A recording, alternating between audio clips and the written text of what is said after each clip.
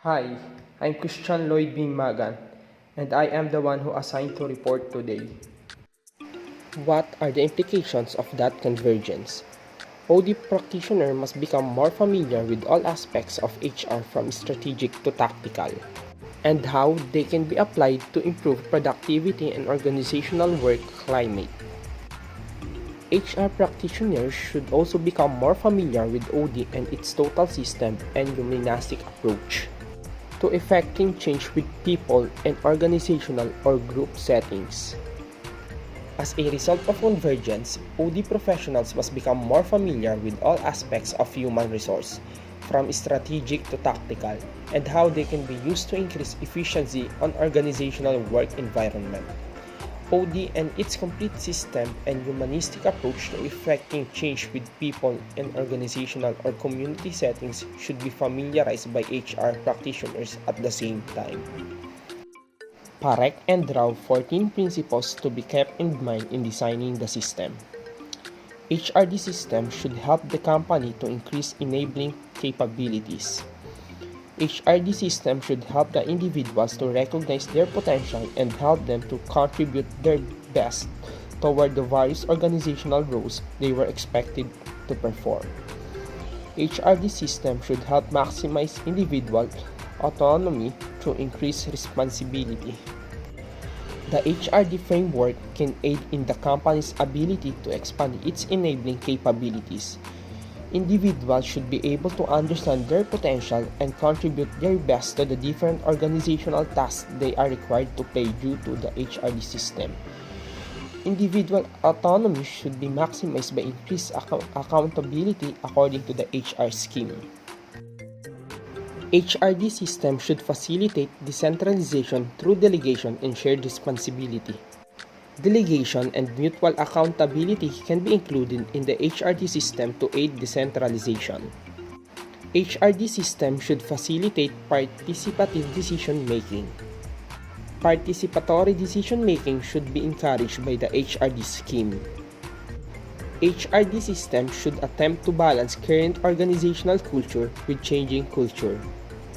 HRD should strive to strike a balance between existing corporate culture and evolving culture.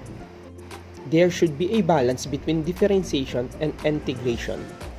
Differentiation and integration should be balanced. There should be a balance between a specialization of the function supported by other functions within the organization. They should strike a good balance between function specializations and other functions. HRD system should ensure responsibility for the function.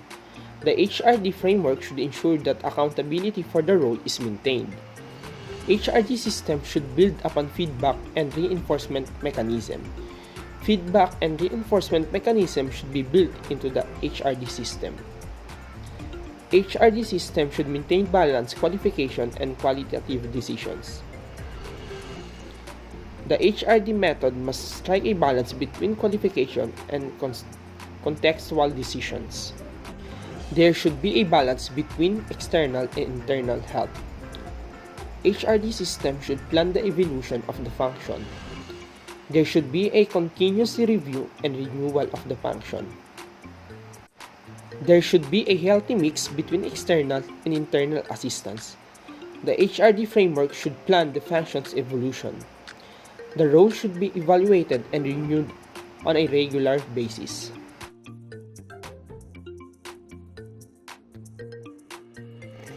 Other framework of HR. First is the Strategic HR Framework approach.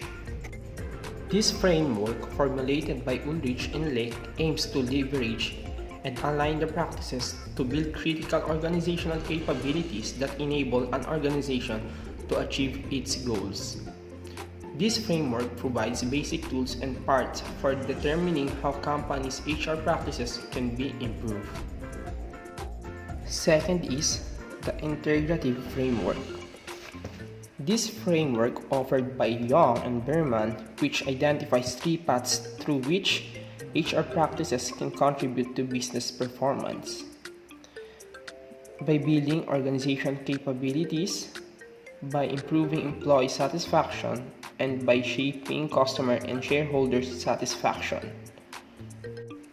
Most business place a high emphasis on developing organizational skills such as leadership development and lean operation.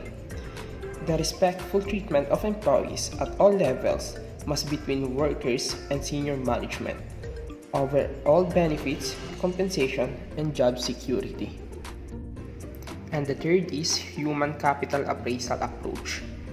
This approach outlined is by Friedman, James, and David of Arthur Andersen Consulting Company is based on the belief that there are 5 stages in the management of human capital: clarification stage, assessment stage, design stage, implementation stage, and monitoring stage. And also, there are 5 areas of human capital management. First, recruitment, retention, retirement. Second, rewards and performance management. Third, career development, succession planning and training. Fourth, organizational structure. Fifth, human capital enablers.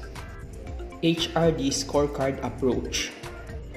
The HR scorecard illustrates the causal relationship between HR operations, emerging employee attitudes, in firm-wide strategic outcomes and results. PCMM approach, or People Capability Maturity Model, is to radically improve the ability of organizations to attract, develop, motivate, organize, and retain the talent needed to continuously improve software development capability.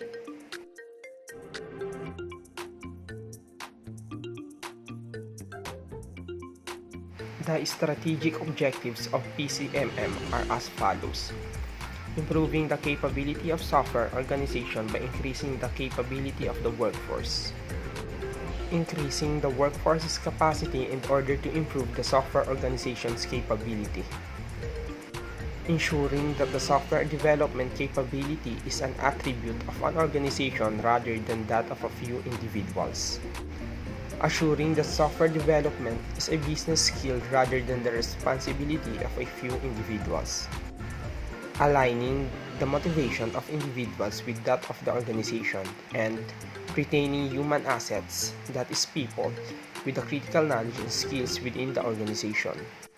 Individual motivation must be aligned with the organization's motivation and human assets. People with critical expertise and skills must be retained. How could practitioners in HR and OD work together to realize benefits of synergy by using an HRD audit? OD is sometimes thought of as a part of the HR function. HR managers are expected to be change agents. When it comes to organizational development, it's common to think of it as a subset of HR. Change agents are required of HR managers. Common point of HR and OD together is human resource development, a systematic approach to develop people in organizational setting. Human resources development is a structured approach to developing individuals in an organizational environment, and HR and OD share. And that's all of my report. Thank you for listening.